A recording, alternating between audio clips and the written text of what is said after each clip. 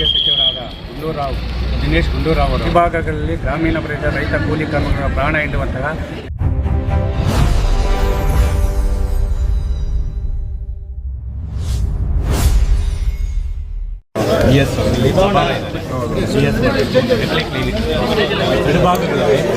ಜಾಸ್ತಿ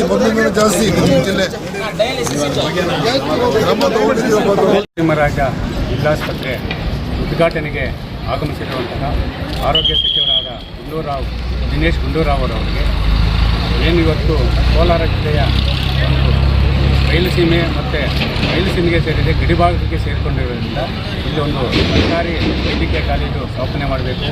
super speciality ಆಸ್ಪತ್ರೆಯ ಸ್ಥಾಪನೆಯ ಜೊತೆಗೆ ಒಂದು ಜಿಲ್ಲಾಸ್ಪತ್ರೆ ಅಂದರೆ ಈ ಒಂದು ನರಸಿಂಹರಾಜ ಜಿಲ್ಲಾಸ್ಪತ್ರೆ ಕಾಯಂ ಶಸ್ತ್ರಚಿಕಿತ್ಸೆ DSರನ್ನು ನೇಮಕ ಮಾಡಬೇಕು. ಇಲ್ಲಿಗೆ ಪ್ರಭಾರಾಗಿ ಕೆಲಸ ಮಾಡ್ತಾರೆ, ಇಲ್ಲ ಅವ್ರನ್ನೇ ಮುಂದುವರಿಸಿ ಆದೇಶ ಮಾಡುವ ಜೊತೆಗೆ ಗಡಿಭಾಗಗಳಲ್ಲಿ ಗ್ರಾಮೀಣ ಪ್ರದೇಶದ ರೈತ ಕೂಲಿ ಕಾರ್ಮಿಕರ ಪ್ರಾಣ ಹಿಂಡುವಂತಹ ನಕಲಿ ಕ್ಲಿನಿಕ್ಗಳಿಗೆ ಕಡಿವಾಣ ಹಾಕಲು ವಿಶೇಷ ತಂಡ ರಚನೆ ಮಾಡಿ ಪ್ರಾಥಮಿಕ ಆರೋಗ್ಯ ಕೇಂದ್ರಗಳಲ್ಲಿ ನಾಪತ್ತೆಯಾಗಿರುವಂತಹ ವೈದ್ಯರನ್ನು ಹುಡುಕಿಕೊಟ್ಟು ಅದನ್ನು ನೇಮಕ ಮಾಡಬೇಕು.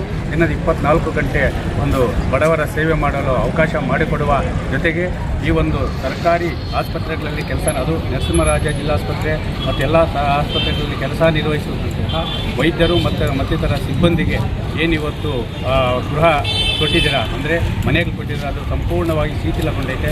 ಅವುಗಳನ್ನು ಅಭಿವೃದ್ಧಿಪಡಿಸಬೇಕು ಮತ್ತು ಮೂಲಭೂತ ಸೌಕರ್ಯಗಳನ್ನು ಒದಗಿಸಬೇಕೆಂತೇಳಿ ರೈತ ಸಂಘದಿಂದ ಮಾನ್ಯ ಆರೋಗ್ಯ ಸಚಿವರಾದ ದಿನೇಶ್ ಗುಂಡೂರಾವ್ ಅವರು ಮನವಿ ನೀಡಿ ನಾವು ಆಗ್ರಹಿಸ್ತಾ ಇದ್ದೇವೆ.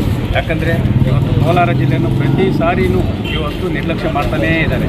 ಪ್ರತಿ ವರ್ಷ ಬರ್ತಾರೆ, ಯಾವುದೋ ಒಂದು ಕಟ್ಟಡ ಉದ್ಘಾಟನೆ ಮಾಡ್ತಾರೆ, ಹೋಗ್ತಾರೆ, ಮತ್ತು ಸಮಸ್ಯೆಗಳ ಬಗ್ಗೆ ಗಮನ ಹರಿಸಲ್ಲ. ಇಲ್ಲಿ ಹೆರಿಗೆಗಂತೇಳಿ ಬಂದರೆ ಅವರು ಇಲ್ಲ ಖಾಸಗಿ ಮೆಡಿಕಲ್ ಸ್ಟೋರ್ಗೆ ಕಳಿಸ್ತಾರೆ, ಇಲ್ಲ ಬೇರೆ ಕಡೆ ಕಳಿಸ್ತಾರೆ. ಇವೆಲ್ಲ ದಂಧೆಗಳಿಗೆ ಕಡಿವಾಣ ಹಾಕಬೇಕಂತೇಳಿ ಮಾನ್ಯರನ್ನು ಒತ್ತಾಯ ಮಾಡಿ ಮನವಿ ನೀಡಿ